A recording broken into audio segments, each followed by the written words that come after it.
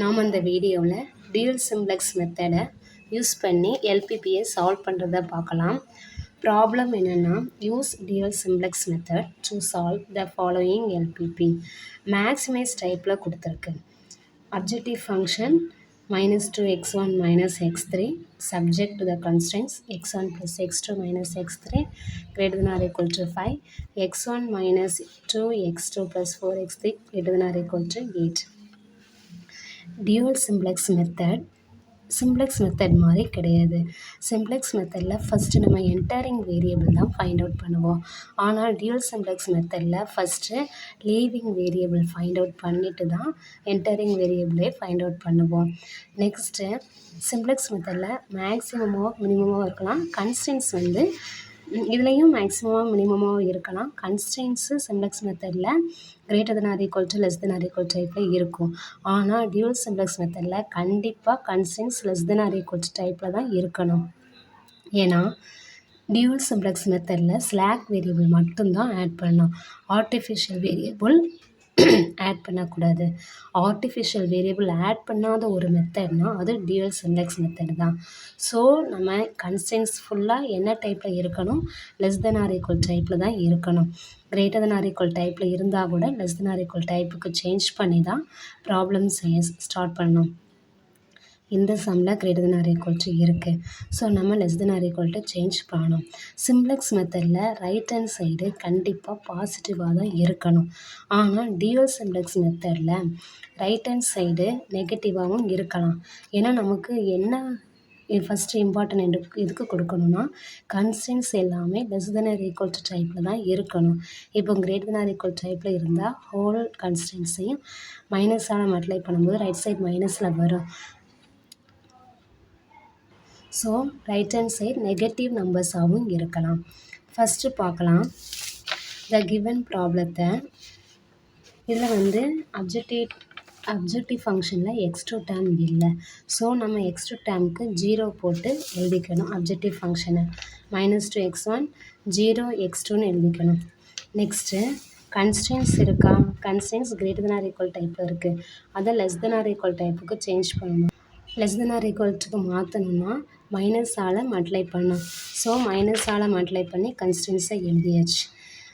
x1 x2 x3 is non negative. Next கன்ஸ்டன்ட்ஸில் slack variable add பண்ணணும். Less than or equal டுனா slack variable தான் add பண்ணுவோம். மேக்ஸிமைஸில் அப்ஜெக்டிவ் ஃபங்க்ஷனில் ஸ்லாக் வேரியபிள் கோஎஃபிஷியன்ட் 0 போட்டு எழுதணும். இதெல்லாம் நம்ம சிம்ப்ளெக்ஸ் மெத்தட்லேயே பார்த்துருப்போம். கன்ஸ்டன்ட்ஸில் ஸ்லாக் வேரியபிள் s1 s2ன்னு ஆட் பண்ணுறோம். ஸோ அப்ஜெக்டிவ் ஃபங்க்ஷனில் என்ன பண்ணணும், இந்த கிவன் ப்ராப்ளத்தோட அப்ஜெக்டிவ் ஃபங்க்ஷன் எழுதிட்டு அது கூட ஸ்லாக் வேரியபிள் 2 ஆட் பண்ணணும். ஆனால் அதனுடைய கோஎஃபிஷியன்ட் என்னவாக எடுக்கணும், 0வாக தான் எடுக்கணும். நெக்ஸ்ட் என்ன பண்ணணும்னா, இனிஷியல் பேசிக் ஃபீஸிபிள் சொல்யூஷன் கண்டுபிடிக்கணும். அதை எதுக்கு கண்டுபிடிக்கிறோன்னா, டேப்லர் காலத்தில் அதை நம்ம யூஸ் பண்ணுவோம். பேசிக் வேரியபிளாக எதை சூஸ் பண்ணணும்னு ஃபைண்ட் அவுட் பண்ணணும். சிம்ப்ளெக்ஸ் டேபிளில் பேசிக் வேரியபிள் போட வேண்டியது இருக்கும். ஸோ பேசிக் வேரியபிள் என்னன்னு தெரிஞ்சு அதனுடைய வேல்யூ தெரிஞ்சால் தான் நம்ம டேப்லர் காலத்திலே போட முடியும். ஸோ அதை ஃபைண்ட் பண்ணணும். கண்டிப்பாக எத்தனை வேரியபிள்ஸ் இருக்குது, 1 2 3 4 5 வேரியபிள்ஸ் இருக்குது. கன்ஸ்டன்ட்ஸ் எத்தனை இருக்குது, 2 இருக்குது. ஸோ 5 - 2 3. அப்போ 3 என்னவாக இருக்கணும், நான் பேசிக் வேரியபிளாக இருக்கணும். ரிமைனிங் 2 பேசிக் வேரியபிளாக இருக்கணும். அப்போது 2 பேசிக் வேரியபிள் தான் டேப்லர் காலத்தில் வரும் சிம்ப்ளெக்ஸ் டேபிளில். அந்த 2 பேசிக் வேரியபிள் s1 s2. இப்போ x1 x2 x3 3 டேர்முக்கும் 0 போட்டால் தான் நமக்கு s1 வேல்யூ s2 வேல்யூ கிடைக்கும். ஸோ அதுக்காக நம்ம எந்த 3 நான் பேசிக்காக எடுக்கிறோம் அப்படின்னா, x1 x2 x3 நான் பேசிக் வேல்யூ 0வாக தான் இருக்கும். So x1 x2 x3 value 0வாக இருக்கும். s1 -5 s2 -8. நெக்ஸ்ட்டு டேப்லர் காலம் போடலாம். டேப்லர் காலம் போட்டாச்சு. First tabular column initial iteration போடணும். ஃபஸ்ட் இட்ரேஷன் போடக்கூடாது. First column CB. Next basic variable xb x1 x2 x3 s1 s2. Basic variable நம்ம என்னென்னு பார்த்தோம், s1 s2ன்னு பார்த்தோம். சிஜே வேல்யூ அப்படின்னா அப்ஜெக்டிவ் ஃபங்க்ஷனோட காஸ்ட் எழுதணும். S1க்கும் S2க்கும் 0 போட்டோம். இந்த X2 கோஎஃபிஷியன்ட் இல்லை, 0 தான் போட்டிருந்தோம். X1 X3 என்னன்னு பார்க்கலாம். X1க்கு -2, X3க்கு -1, -2 -1. Next S1 value S2 value basic variable value கண்டுபிடிச்சோம்ல, அதை போடணும். -5 -8, -5 -8. S1 S2வோட காஸ்ட் என்னது 0. அதை தான் இந்த சிபி பேசிக் வேரியபிளோட காஸ்ட் 0 0. நெக்ஸ்ட்டு ஃபஸ்ட்டு கன்ஸ்ட்ரெயின்ட் உள்ள X1 X2 X3 இந்த கோஎஃபிஷியன்ட்டை எழுதிக்கலாம். இந்த ரெண்டு கன்ஸ்ட்ரெயின்ஸ்லேயும் X1ஓட கோஎஃபிஷியன்ட் X2 கோஎஃபிஷியன்ட் இங்கே S2 இல்லை, ஸோ அதுக்கு 0 போடணும். செகண்ட் கன்ஸ்ட்ரெயின்ஸ்க்கும் அப்படியே எழுதிக்கணும். -1 2 -4 1 கிடையாது, S1 இல்லை, அப்போ 0 1ன்னு போடணும். அப்போ ஃபஸ்ட்டு நம்ம S1 S2வை எழுதிட்டு X1 X2 X3 போட்டால் ஈஸியாக போட்டுடலாம். ஃபஸ்ட்டு கன்ஸ்ட்ரெயினில் S1 இருக்குது, ஸோ அதுக்கு 1, S2 இல்லை 0. செகண்ட் கன்ஸ்ட்ரெயின்ஸில் S1 இல்லை, S2 இருந்தது 1. X1 கோஎஃபிஷியன்ட் என்னென்னு பார்த்தோம், -1 -1 -1 -1 2 -4. நெக்ஸ்ட்டு செகண்ட் கன்ஸ்ட்ரெயின்ட்டில் இதில் போடுறதுக்கு கீழே கொண்டு போட்டுட்டோம். நெக்ஸ்ட்டு இது என்ன வேல்யூ கண்டுபிடிக்கணும், ZJ வேல்யூ கண்டுபிடிக்கணும். ZJ வேல்யூ 0 × -5 + 0 × -8 0 தான் வரும். இந்த ரெண்டுமே 0 இருக்கனால ஃபஸ்ட்டு 0வை -1ஐ மல்டிப்ளை பண்ணணும். ப்ளஸ் 0 × -1 0 தான் வரும். 0 × -1 0 ப்ளஸ் 0 × 2 0. அப்போ எல்லா டேர்முமே 0வாக தான் ஆயிரும். ZJ வேல்யூ 0 ஆயிரும். நெக்ஸ்ட்டு ZJ - CJ ஃபைண்ட் பண்ணணும். ZJ 0 CJ -2, அப்போ +2 ஆயிரும். 0 0 0 மைனஸ் ஆஃப் -1 தானே, +1 0 0. Next ZJ - CJ dual simplex மெத்தடோட அல்காரிதம். டேப்லர் காலம் போடுறோம், அதில் கேஸ் 1 கேஸ் 2 கேஸ் 3 பார்க்குறோம். இஃப் ஆல் ZJ - CJ > 0வாக இருக்கணும், XBI > 0ன்னா நமக்கு ஆப்டிமம் சொல்யூஷன் கிடச்சிரும். இது பாசிட்டிவாக இருந்து XBI நெகட்டிவாக இருந்துச்சுன்னா ஆப்டிமம் சொல்யூஷன் கிடைக்காது. நெக்ஸ்ட் ஸ்டெப்புக்கு போகணும். ஆனால் கேஸ் 3ல் என்ன பார்க்குறோம், ZJ - CJ <0ன்னு வந்துருச்சுன்னா அந்த மெத்தடே ஃபெயிலாம். அப்போ ZJ - CJ பாசிட்டிவாக இருந்தால் தான் கேஸ் 1 கேஸ் 2 நெக்ஸ்ட்டு நம்மளால் ப்ரொசீட் பண்ண முடியும். ZJ - CJ நெகட்டிவ் வந்துடுச்சுன்னா நம்ம அந்த மெத்தட் ஃபெயிலுன்னு எழுதிடலாம். நமக்கு ஃபஸ்ட்டு கேஸாக செகண்ட் கேஸான்னு பார்க்கணும். ஆல் ZJ - CJ > 0வா, ஆமாம், எல்லாமே > 0 தான். நெக்ஸ்ட் என்ன பார்க்கணும், XBIனா இதான் XB, இதோட வேல்யூ எல்லாம் பாசிட்டிவாக இருந்துச்சுன்னா நமக்கு ஆப்டிமம் சொல்யூஷன் கிடச்சிரும். அதான் நம்ம கேஸ் 1ல் பார்க்குறோம். XBI பாசிட்டிவாக இருந்துச்சுன்னா நமக்கு ஆப்டிமம் சொல்யூஷன் கிடச்சிரும். நமக்கு XBI பாசிட்டிவாக இருக்கா, இல்லை நெகட்டிவாக இருக்குது. நெகட்டிவாக இருந்தால் நெக்ஸ்ட்டு ப்ரொசீட் பண்ணணும். XBI <0 இருந்தால் கரண்ட் சொல்யூஷன் ஆப்டிமம் சொல்யூஷன் கிடையாது. Go to next step. Next step என்ன அப்படின்னா, 5th step, we find the leaving variable. Leaving variable தான் ஃபஸ்ட்டு ஃபைண்ட் பண்ணணும். நம்ம சிம்ப்ளக்ஸ் மெத்தடில் என்டரிங் வேரியபிள் ஃபைண்ட் பண்ணுவோம், இதில் லீவிங் வேரியபிள் தான் ஃபைண்ட் பண்ணணும். அதை எப்படி கண்டுபிடிக்கணும் அப்படின்னா, XBIயில் எது மோஸ்ட் நெகட்டிவ் அப்படின்னு பார்க்கணும். XBIயில் எது மோஸ்ட் நெகட்டிவ், XBI இதான் மோஸ்ட் நெகட்டிவ், -8 தான் மோஸ்ட் நெகட்டிவ். அப்போ லீவிங் வேரியபிள் இது S2, அதை அப்படி எழுதிக்கலாம். Since all ZJ - CJ > 0, XBI <0வாக இருக்கிறதுனால நாட் ஆப்டிமம்.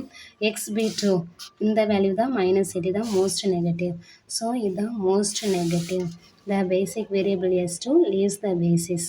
ஆல்சோ நம்ம லீவ்ஸ் த பேசிஸ் கண்டுபிடிச்சாச்சு, இதான் லீவ் ஆகுது. நெக்ஸ்ட்டு என்டர் வேரியபிள் கண்டுபிடிக்கணும். என்டரிங் வேரியபிள் கண்டுபிடிக்கிறதுக்கு இதான் formula. Maximum ZJ minus CJ by ஏக்கு இந்த டினாமினேட்டர் வேல்யூ கண்டிப்பாக நெகட்டிவாக இருக்கணும். அதுக்கு மட்டும்தான் நம்ம இதை டிவைட் பண்ணணும். ZJ minus CJ value ZJ minus CJ value இந்த எத்தனை 5 வேரியபிள்ஸ்க்கும் இருக்குது. நெக்ஸ்ட்டு ஏஐகே பார்க்கணும். எந்த ஏஐகே பார்க்கணுன்னா நம்ம லீவிங் வேரியபிள் பார்த்துருக்கோம்ல, இதுதான் ஏஐகே.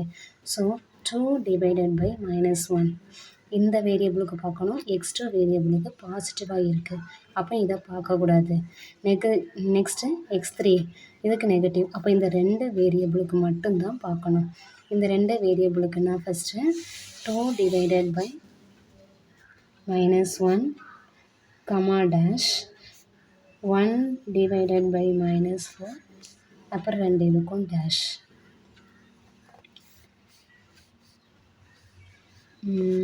மேக்ஸிமம் ஆஃப் -2 -1/4 இதில் எது மேக்ஸிமம் வேல்யூ? இப்போ வந்து நமக்கு மைனஸ் இல்லைன்னா இதான் மேக்ஸிமம் வேல்யூவாக கிடைக்கும். இதில் நெகட்டிவ் வர்றதுனால 1/4 இதான் மேக்ஸிமம் வேல்யூ. -1/4னா -0.25 இதான் மேக்ஸிமம் வேல்யூ. ஸோ நம்ம இதை தான் சூஸ் பண்ணுறோம். -1/4 -1/4னா இந்த x3 வேரியபிள். அப்போ அந்த x3 வேரியபிள் தான் என்னது? Entering variable. S2 leaving variable. x3யை என்டர் பண்ணிவிட்டு பேசிஸில் S2வை ட்ரா பண்ணிடணும். ஸோ இதான் என்னது? K row. x3 கே காலம். ரெண்டும் மீட் ஆகிற நம்பர் எது? -4. இதான் என்னது? கீ எலமெண்ட், இல்லைனா pivot element R leading element. 3 names உண்டு. இனிஷியல் இட்ரேஷனில் எது கீ எலமெண்ட்னா -4 பிவோட் எலமெண்ட்டுன்னு சொல்லலாம். ஸோ அப்போ இதான் என்னது? கீ எலமெண்ட்டுங்கிறதுனால நெக்ஸ்ட் இட்ரேஷன் போகும்போது கீ எலமெண்ட்டை 1 ஆக்கணும், அதே காலமில் இருக்கிற அனதர் எலமெண்ட்டை 0 ஆக்கணும். நெக்ஸ்ட் இட்ரேஷனை மாற்றணுன்னா கீ எலமெண்ட்டை 1 ஆக்கணும், அதே காலமில் இருக்கிற வேறு எலமெண்ட்டை 0 ஆக்கணும். இந்த எலமெண்ட்டை 1 ஆக்கணும்னா -4ஆல் டிவைட் பண்ணால் 1 கிடைக்கும். இந்த ஒரு எலமெண்ட்டை மட்டும் பண்ண விட இந்த ரோ ஃபுல்லாக -4ஆல் டிவைட் பண்ணணும். -4ஆல் டிவைட் பண்ணால் 2 கிடைக்கும். -4ஆல் டிவைட் பண்ணால் 1/4 கிடைக்கும். -4ஆல் டிவைட் பண்ணால் -1/2 கிடைக்கும். இது 1 கிடைக்கும், 0 தான் கிடைக்கும். -4ஆல் டிவைட் பண்ணுனா -1/4 கிடைக்கும். ஸோ நியூ ரோ கிடச்சிருச்சு. நெக்ஸ்ட்டு இந்த எலமெண்ட்டை 0 ஆக்கணும்னா இந்த க்யூ ரோ கண்டுபிடிச்சிருக்கோம்ல, அதையும் இந்த ஓல்டு R1ஐயும் சப் பண்ணணும். நெக்ஸ்ட் இட்ரேஷன் தான் ஃபஸ்ட் இட்ரேஷன். அதனுடைய டேப்லெட் காலம் போட்டாச்சு. பேசிக் வேரியபிள் என்ன எடுக்கணும்? ஃபஸ்ட்டு ரோவுக்கு S1 அப்படியே இருக்கும், S2 லீவ் ஆயிடுது, x3 தானே என்ட்ரு ஆகுது. ஸோ S1 x3 அப்படி போட்டுட்டு அதனுடைய வேல்யூ -5 கிடையாது, நியூ ரோ கண்டுபிடிப்போம்ல அதை தான் போடணும். இந்த லெஃப்ட் சைடில் இருக்கிறது தான் அதனுடைய காஸ்ட்டு 0, x3 தான் என்ட்ரு ஆகுது. அப்போ x3யோட காஸ்ட்டு -1 x3ன்னு போடணும். நியூ டேப்லெட் காலம் போட்டாச்சு. S1 x3 அதனுடைய காஸ்ட்டு -1 0.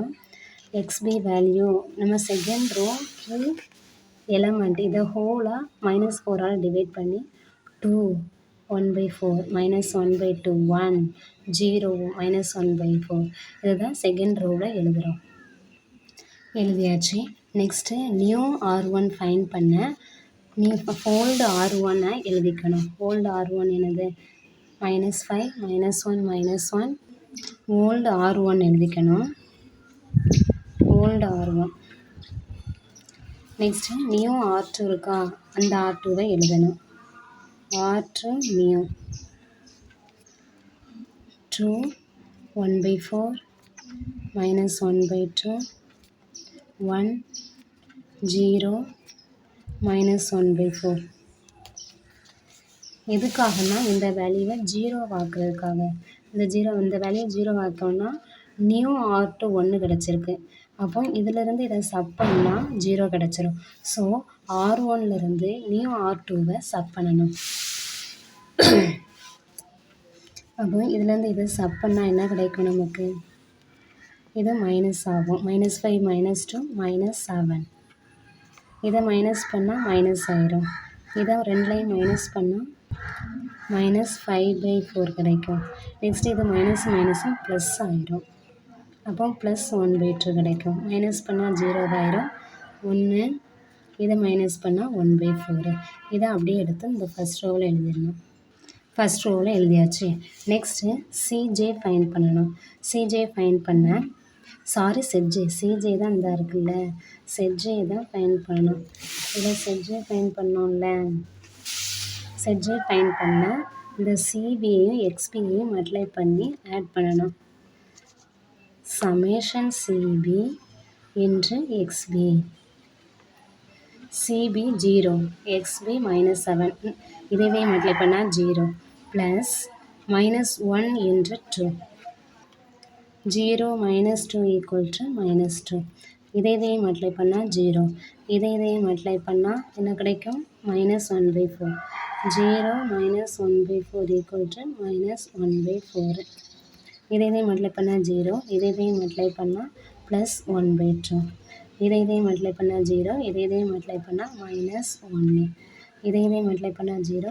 இதை மல்டிப்ளை பண்ணாலும் 0.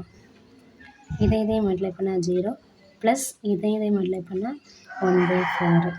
அப்போ சிஜே வேல்யூ ஃபைண்ட் பண்ணியாச்சு. ZJ value. Next ZJ minus CJ find பண்ணணும். ZJ minus CJ. ZJ value என்னதுங்க? -1/4. CJ value -2.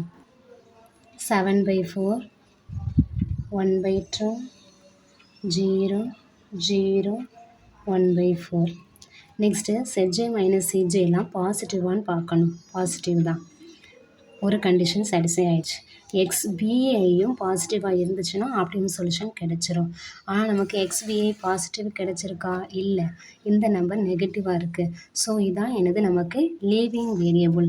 அப்போ லீவிங் வேரியபிள் எது? S1. இதான் லீவிங் வேரியபிள். லீவிங் வேரியபிள் கண்டுபிடிச்சா நெக்ஸ்ட்டு என்டரிங் வேரியபிள் கண்டுபிடிக்கணும். S1 leaving variable. Entering variable பார்க்குறதுக்கு next entering வேரியபிளுக்கு ZJ minus CJ divided by இந்த நெகட்டிவ் வேல்யூ மட்டும் எடுக்கணும். ஸோ அப்போ இந்த 2 இதுக்கும் எடுக்கலாம்.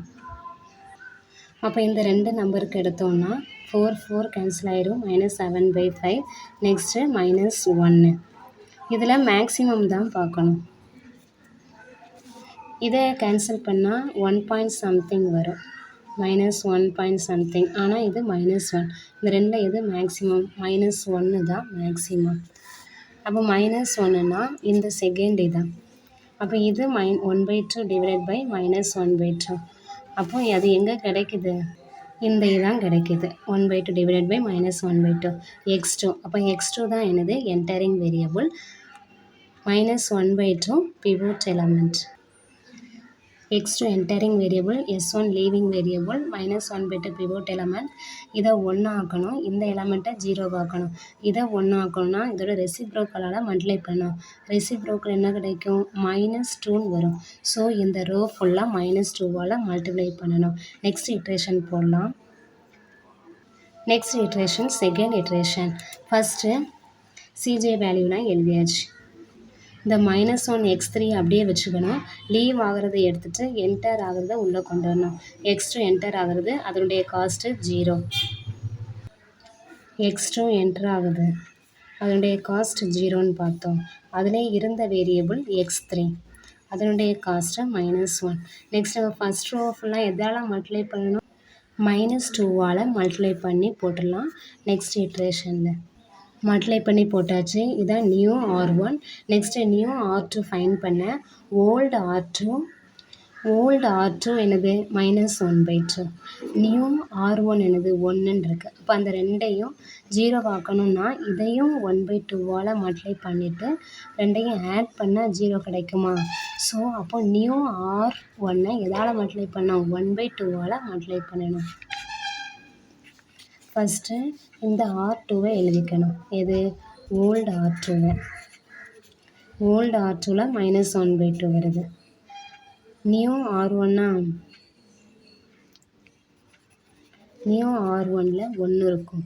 ஸோ அதை விட 1/2ஆல் மல்டிப்ளை பண்ணால் 1/2 அந்த ரெண்டையும் ஆட் பண்ணால் 0 வந்துடும். இந்த ப்ரொசீஜர் படி நியூ R2வை ஃபைண்ட் பண்ணிடலாம். நியூ R2 கண்டுபிடிச்சாச்சு. Next set J value find பண்ண சிபிஐ எக்ஸ்பிஐ மல்டிப்ளை பண்ணி ஆட் பண்ணணும் ரெண்டு ரோவுக்குமே. 0 × 14 0 ப்ளஸ் -1 9 -9. 0 கூட இதை மல்டிப்ளை பண்ணும்போது 0 ஆயிரும். இதை மல்டிப்ளை பண்ணுறது மட்டும்தான் கிடைக்கும். இதுவும் 0 இதுவும் 0 0 இது -1 இது 0 ஆயிரும். -1 +1 0 ஆயிரும். -1 + 1/2 செட் ஜே கிடச்சிருச்சு. Next set J minus CJ. Set J -3/2 CJ minus plus ஆயிரும் +2 என்ன கிடைக்கும் 1/2. நெக்ஸ்ட்டு 0 - 0 மைனஸ் பண்ணால் 0 1 1/2. அப்போ செட் ஜே மைனஸ் சிஜே எல்லாம் பாசிட்டிவான்னு பார்க்கணும். பாசிட்டிவாக இருக்குது. ஃபஸ்ட்டு கேஸ் என்னது இதில் செட் ஜே மைனஸ் சிஜே ≥ 0வாக இருக்கணும். எக்ஸ்பிஐ ≥ 0னா ஆப்டிமம் ஃபீஸிபிள் சொல்யூஷன் கிடச்சிரும். எக்ஸ்பிஐ ≥ 0வாக இருக்கா இருக்கு. ஸோ அப்போ நமக்கு ஆப்டிமம் சொல்யூஷன் கிடச்சிருச்சு. நமக்கு அப்போ ஆன்சர் கிடச்சிருச்சு. ஆன்சர் என்ன கிடச்சிருக்கு? x3 9 x2 14 x1 இதில் இருக்கா இல்லை. அப்போ x1 value 0. Next set value -9. இவ்வளோ அந்த டேப்லர் காலத்துலேருந்து ஆன்சரை எழுதிடணும். இந்த லெஃப்ட் சைடில் உள்ள ஆன்சரை எழுதிடக்கூடாது. இதான் value. x2 value x3 value 9 set value -9.